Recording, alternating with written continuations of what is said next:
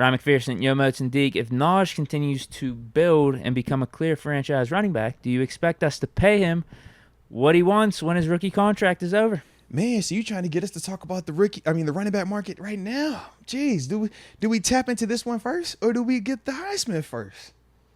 I don't care.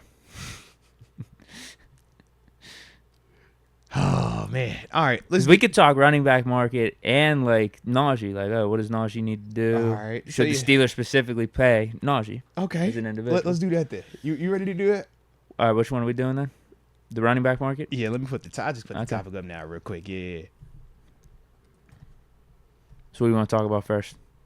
Man, we'll first let's address the question. Najee? Yes. Let's specifically address that part. It all depends on the number. Yeah. So in terms of if he continues to build and be a clear franchise running back, do you expect us to pay him what he wants?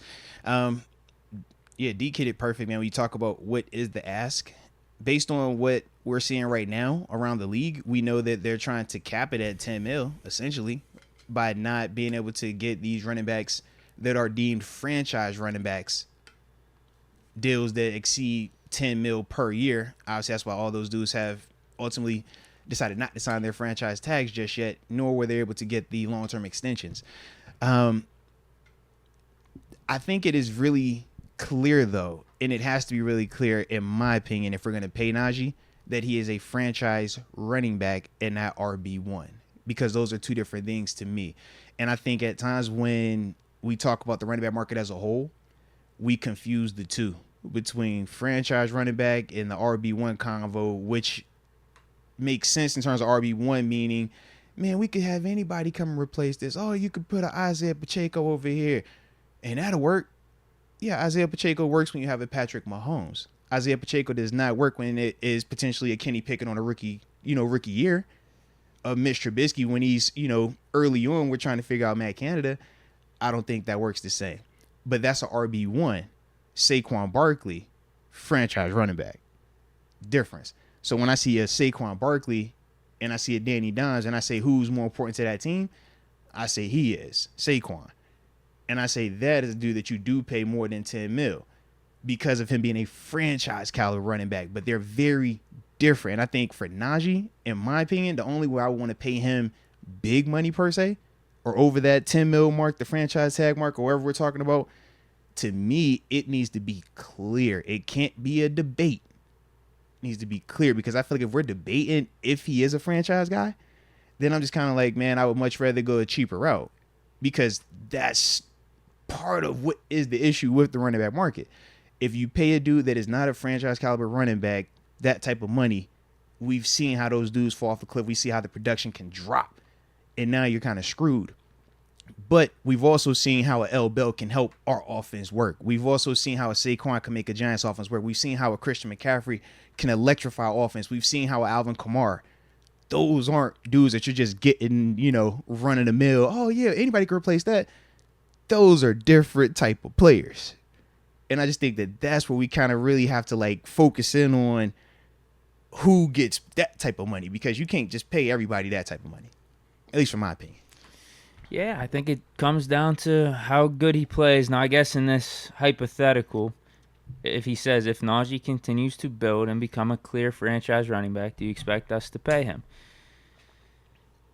I think we'll definitely be interested. I definitely think there'll be some negotiations then, going back and forth. And it just comes down to the number. I guess the number would be less right now based off the running back market compared to when it was Le'Veon Bell. And Le'Veon Bell was a franchise running back. Yeah. That's the type of guy we're talking about. Mm-hmm.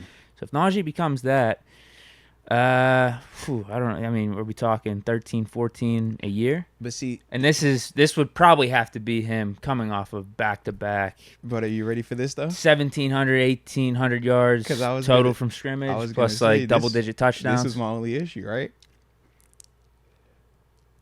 L. Bell? I believed L. Bell was a franchise running back in year 2. 2014, we saw that.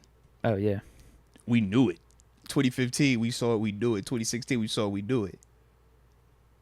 With Najee, statistically, it says 1,000-yard rusher. It says this should be franchise caliber. But then at the same time, we still have the debate of, are you volume or are you actually like that?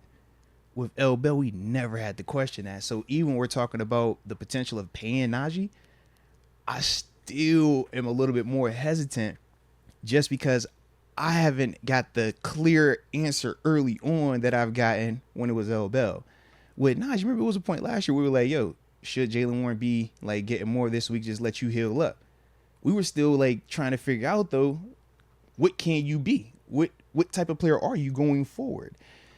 That's just stuff like when we talk about paying that position, that does make me think about that. It does kind of make me hesitate.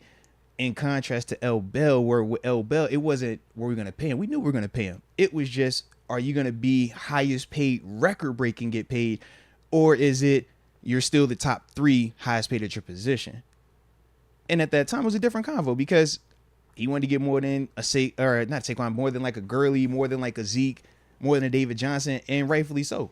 So I just think in that sense, it was a little bit different. But I do feel like for Najee, the benefit is that he's in Pittsburgh. And we at least have seen Pittsburgh be willing to pay a running back, even if they didn't want to pay up a ton of guarantees with it, because that was the sticking point. $10 million was only guaranteed in L. Bell's deal. Would he have made more? We can say that, but we don't know that.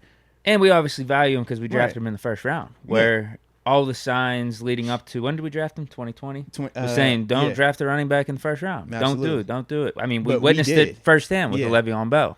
Absolutely. So that's my thing. I'm just like, I feel like it could. I feel like we do. But.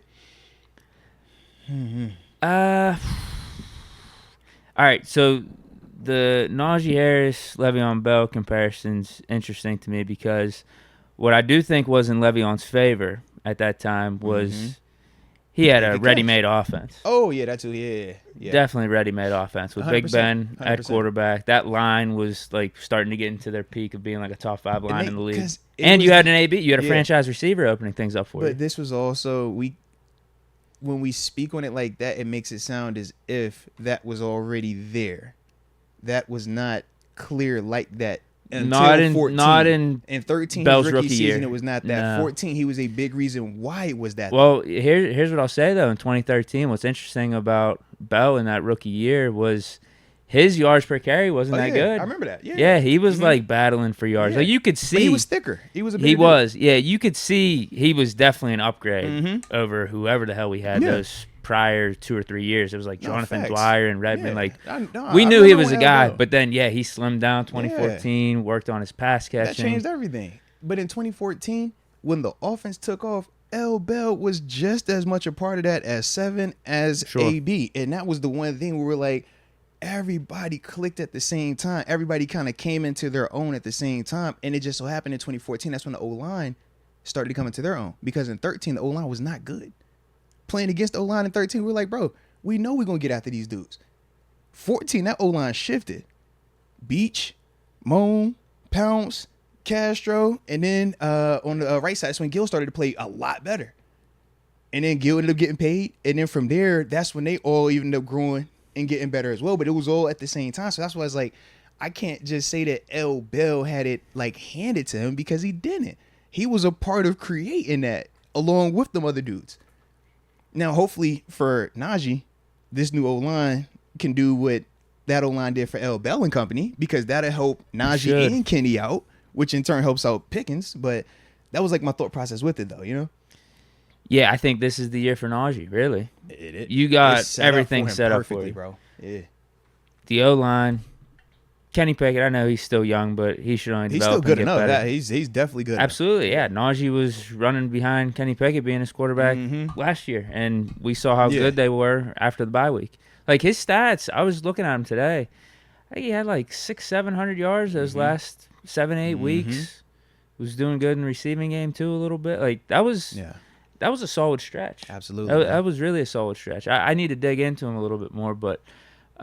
Keep doing that. I feel like the line, as I mentioned, Pickett, offensive weapons starting developing their own too. Again, opening things up for Najee more, but then also having a Jalen Warren to give him a break here and there. Absolutely. Like this is all set up for Najee to have a really solid season. It is, man. But here's the question: as we say all this, look at all the factors that I are agree. around Najee to help him be good. Mhm. Because if those factors weren't there and it's still just Najee Harris, we witnessed that the last couple of years. Whenever you have a Yeah. bad O-line, a receiver's not Mhm. creating separation, opening things up for you, it's tough. It's tough Yeah. sledding. But now, since you have an O-line, all these pieces Mhm. around you, that's when you can run better.